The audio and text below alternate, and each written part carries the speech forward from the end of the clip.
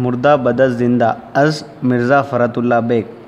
مرزا فرحت اللہ bag کا تعارف۔ مرزا فرحت اللہ bag 1883 میں پیدا ہوئے اور 1947 میں انتقال ہوا۔ مشہور مزاح نگار و خاکہ نگار گزرے ہیں۔ ان کی کتاب ڈپٹی نذیر احمد کی کہانی کچھ ان کی اور کچھ میری زبانی کو اردو خاکہ نگاری میں اہمیت حاصل ہے۔ ان کے مزاحیہ مضامین کا مجموعہ مضامین فرحت کے نام سے شائع ہوا۔ ان کا ایک مشہور مضمون مردہ بدست زندہ ہے جس کا خلاصہ اس طرح ہے۔ خلاصہ: مرزا فرحت اللہ بیگ نے مضمون مردہ بدست زندہ میں موجودہ دور میں کسی جنازے کے ساتھ لوگوں کی اختیار کردہ بے حسی کو مزاحیہ انداز میں بیان کیا ہے۔ چنانچہ وہ لکھتے ہیں کہ اب دلوں کا خلوص جاتا رہا، زندگی اور موت کے معاملے میں لوگ ظاہرداری سے کام لے رہے ہیں۔ پہلے اگر کوئی پڑوسی مر جاتا تو شدید غم کا اظہار ہوتا تھا، اب اگر کوئی اپنا بھی مر گیا تو اس کے ساتھ غیروں کی طرح برتاؤ کیا جاتا ہے۔ لوگ کسی کے جنازے میں ظاہرداری نبھانے کے لیے اس لیے جاتے ہیں کہ دنیا والے یہ نہ کہیں کہ زندگی میں تو دوستی اور محبت دکھائی اور مرنے کے بعد پوچھ کر بھی نہ دیکھا۔ اپنے ان خیالات کی تائید کے لیے مرزا فرحت اللہ بیگ نے ایک جنازے کے سفر کا حال بیان کیا ہے۔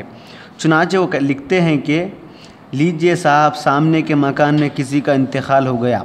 مرنے والا مشہور آدمی تھا، اس لیے امیر غریب بہت لوگ جمع ہو گئے، جو مرنے والے کے افراد خاندان سے تعزیت کے اظہار کے بجائے دنیا کی باتیں کرنے لگے۔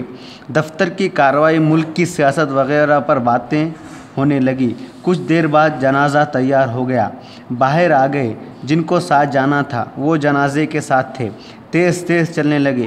کچھ لوگ آہستہ آہستہ چلنے لگے اور کچھ لوگ اپنی گاڑیوں پر پیچھے آنے لگے۔ جنازے کے سفر میں لوگ دنیا داری نبھانے لگے۔ کوئی بڑا آفیسر ہو تو اس کے ضرورت مند لوگ، پڑھنے والے اور خاص طور پہ جنازے کی نماز پڑھنے والے مسجد میں چلے گئے۔ کبھی نماز نہ پڑھنے والے باہر رہ گئے اور نماز کے بعد جیسے ہی وہ جنازہ باہر آیا، لوگوں میں ایسے شامل ہو گئے انہوں نے بھی نماز پڑھی۔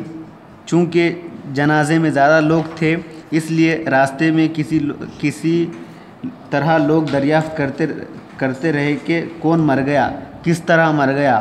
جنازہ جب راستے سے جاتا ہے تو ٹریفک متاثر ہوتی ہے، گاڑی والے جنازے کی خاطر کچھ رک نہیں سکتے، وہ ہارن بجا کر آگے بڑھنے کی فکر میں تھے، اور اس طرح بڑے زور و شور سے یہ جنازہ قبرستان پہنچ گیا۔ فرحت اللہ بیگ آگے لکھتے ہیں کہ قبرستان کی حالت پر جتنا افسوس کیا جائے کم ہے۔ وہاں کا منظر جنگل کی طرح دکھائی دیتا ہے۔ ٹوٹی پھوٹی خبریں، لمبی لمبی گھاس ماحول کو وحشت ناک بناتی ہیں۔ قبرستان میں قبر کھودنے والے گورکھن کی ایک جھونپڑی ہے۔ ان کی بیوی، 10-12 بچے، بکریاں، مرغیاں وغیرہ ہیں۔ قبرستان پر قبضہ کر رکھا ہے۔ یہ لوگ قبرستان کو اپنی مرضی سے استعمال کرتے تھے۔ قبر کے پھول رات میں بستر پر ڈالتے تھے اور قبر کے پتھر پر مسالہ پیسا جاتا۔ قبر پر بچھے کپڑے پر گیہوں سکھائے جائے۔ گورکھن کے بچے اور ان کے جانور قبروں کے درمیان اچھل کود کرتے، جس سے قبریں ٹوٹ پھوٹ گئی تھیں۔ پرانی قبروں کی حالت بری تھی، جبکہ خالی زمین صاف رکھی گئی تھی تاکہ آنے والوں کو اچھی لگے۔ جب کبھی قبرستان میں نیا جنازہ آتا تو گورکھن کے بچے ہاتھوں میں برتن لیے اناج لیے آتے۔ اس طرح قبرستان میں بھی خدا انہیں رزق پہنچا رہا تھا۔ جب وہ جنازہ قبرستان میں داخل ہوا تو معلوم ہوا کہ قبر ابھی تیار نہیں ہے۔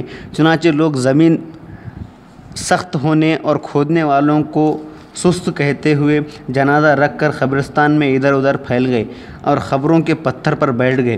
بیڑی سگریٹ جلا کر دنیا بھر کی باتیں کرنے لگے۔ کچھ لوگ اپنے عزیزوں کی قبروں کا فاتحہ پڑھنے لگے تو کچھ لوگ قبر پر لگے کتبوں کو پڑھ کر ان پر لکھے اچھے اشعار نوٹ کرنے لگے۔ اسی دوران معلوم ہوا کہ قبر کھود کر تیار ہو گئی ہے۔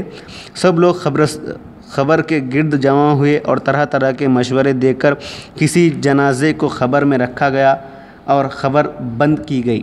مٹی ڈالنے کی دعا کچھ لوگوں نے پڑھی اور کچھ نے آواز میں آواز ملائی۔ بعد میں فاتحہ پڑھی گئی جس میں سب شریک تھے۔ کچھ لوگ آیاتیں پڑھ رہے ہیں تو کچھ لوگ ہونٹ ہلا رہے ہیں۔ لوگوں کو اپنے گھر جانے کی فکر ہوئی۔ جنازہ اٹھا کر لانے والوں کو اجرت دی گئی تھی۔ اس طرح دنیا داری اور ظاہر داری دکھاتے ہوئے ایک جنازے کو لوگوں نے قبرستان تک پہنچایا اور اپنے اپنے گھروں کو چلے گئے۔ آخر میں فرحت اللہ بیگ کہتے ہیں کہ میں نے اس زمانے کے جلوس جنازہ کا جو رنگ دکھایا ہے وہ صحیح یا نہیں، لوگ یہ نہیں سمجھتے کہ حکم کیا ہے اور وہ کیا کر رہے ہیں۔ ایسے لوگوں کے لیے نیک ہدایت کی دعا کرنی چاہیے۔ مرکزی خیال: مرزا فرحت اللہ بیگ نے مضمون مردہ بدر زندہ سے واضح کر دیا ہے کہ آج زندگی کا کوئی کام بھی خلوص سے نہیں ہو رہا ہے اور کسی کی موت پر لوگ دنیا داری نبھانے کے لیے شریف ہو رہے ہیں۔ یہ افسوس کی بات ہے۔